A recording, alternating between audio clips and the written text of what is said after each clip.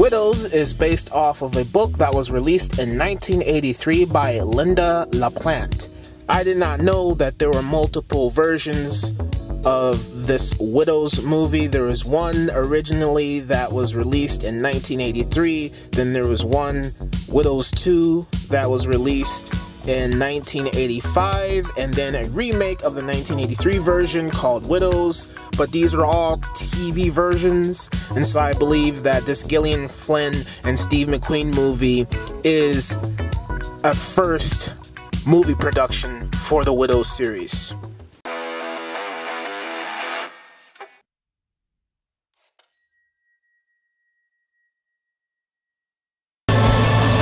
Now, the best thing we have going for us is being who we are. Why? Because no one thinks we have the balls to pull this off.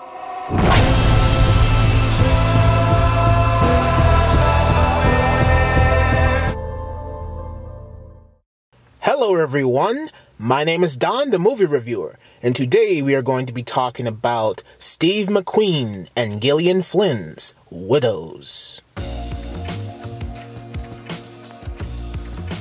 I was very excited for this movie. I loved Gone Girl by Gillian Flynn. I also really enjoyed her book.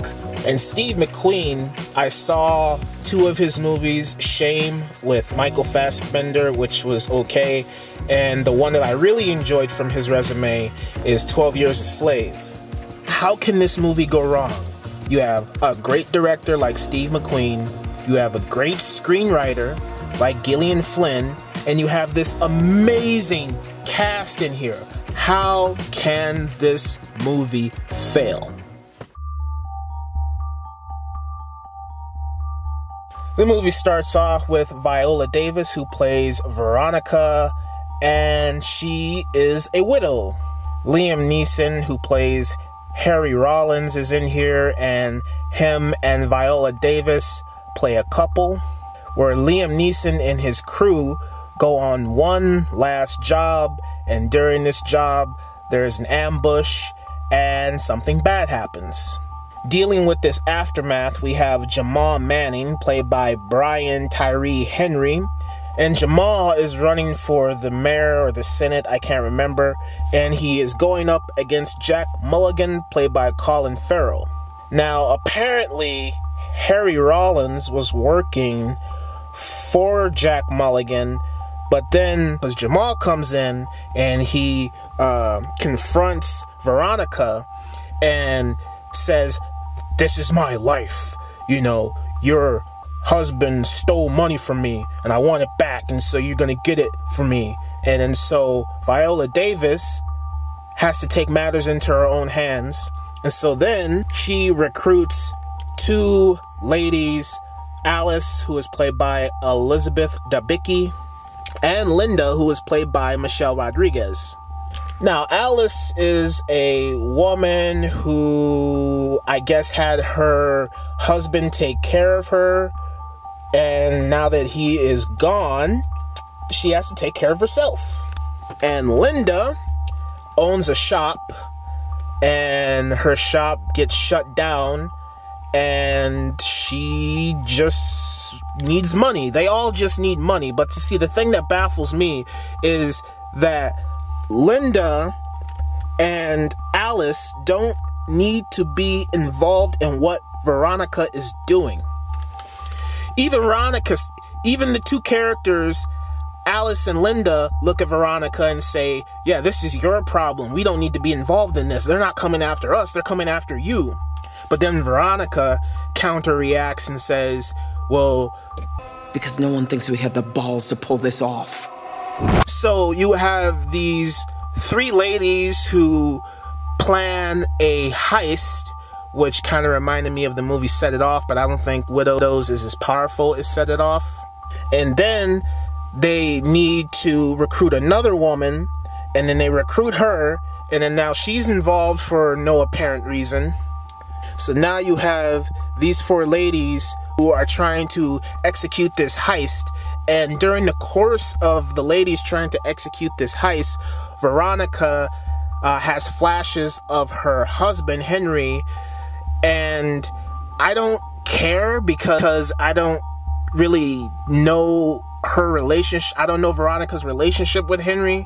It's not fully developed. There's just a couple of flashbacks in here, and that's not enough to make me emotionally care about what happened to him and what she's going through. I mean, yes, it's emotionally tough to deal with the loss of a loved one, but within a movie context, I have to have more development built with these characters in order for me to really get a grasp on them in a deep way. And the movie doesn't provide any deep insight into any of these characters. They're just here, you know, they show up, they do their thing, they have to go through a series of events, and it's all solved, no problem, and then we reach the climax, and I saw it coming, and it was all predictable. I mean, the story in this movie is just really... The story in this movie is just really predictable. The story in this movie is just really predictable. It's a bit boring, and it's cliche, and there isn't enough depth with these characters. I would say that the acting in this movie is one of its strongest parts. My favorite character in this movie is played by Daniel Kaluuya. And Daniel Kaluuya plays this menacing character who you could say is also a bit of a coward, because when you see him attacking people, he's attacking people who are defenseless. But when he is on, he is on. There are multiple scenes in this movie where it showcases how menacing his character is, and Daniel Kaluuya plays it to absolute perfection. He is great in this movie. Robert Duvall plays Tom Mulligan, who is Jack Mulligan's father, and Robert Duvall in this movie showcases why he is the GOAT. He showcases why he is a great actor. In this movie, Robert Duvall kills all the scenes that he's in. Every scene he's in, he puts on a good performance. He's believable. He's great. I like Robert Duvall in this movie. I don't know so much about his character. I don't like his character, but I do like Robert Duvall's performance in this movie. His performance was perfection as well. Everybody in this movie gave a fantastic performance. The performances were the strongest part in this movie. The story's predictable. The performances are strong. The movie feels a bit over the top. There are some surprises in this movie that I didn't see coming, which was great. But to me, this just feels like a typical, overblown, cliche action extravaganza with some phenomenal actors involved. I will say, though, that the directing in here is really good. There was this one shot that Steve McQueen captured perfectly. That shot by Steve McQueen was fantastic. It's one of the most memorable shots in this whole movie. Other than that, I would say that, for me, Widows is okay. It's an okay movie. I would say if you've seen the movie 999, this is exactly that. It's not as gory and bloody, but it does have, you know, its bloody, gory moments. Like I said, Daniel Kaluuya to me is the best actor in here because his character is just so menacing, even though I think he's a bit of a coward. All the performances in here are great, but the story is predictable. I see things coming from a mile away, even before they happen. I see things coming by the end, and I predicted it, but then there are some other surprises in here that I didn't see coming, but this movie, it didn't do it for me. This was a huge disappointment. Maybe my expectations were too high because of the cast and the screenwriter and the director. I'm like, how can this movie fail when you have all these great, like, just people involved in here? And to me, maybe, yeah, my expectations were too high, and I just ended up being completely disappointed. It's not a garbage movie, but you know, it's just okay. And okay to me is next to garbage. Like, I feel like the story just should have been stronger. It should have had more depth with the characters and their relationships with each other, and getting more involved with why the characters want to pull off this heist. To me, the reason why the women execute this heist is just scratching the surface. It's just simple level stuff.